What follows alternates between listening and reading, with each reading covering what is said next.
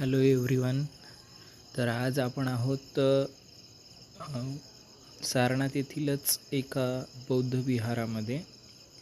हे विहार म्हणजे असं विहार आहे ज्या ठिकाणी तथागत भगवान गौतम बुद्धांनी ज्ञानप्राप्ती झाल्याच्या नंतर प्रथम आले आणि त्यांनी इथे 5 भिक्षूंना उपदेश केला.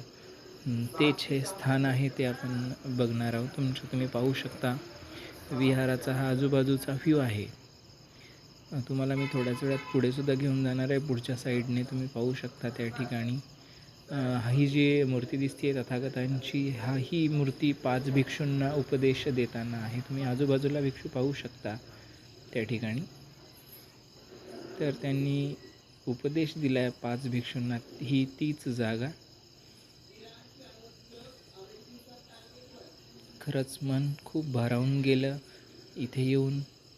आणि एकदम मनमोहक दृश्य, मनमोहक मूर्ती आहे तथागत भगवान गौतम बुद्धांची. आजूबाजूला उपासकसुद्धा बसलेले आहेत. तुम्ही पाहू शकता विहारात वंदना करण्यास.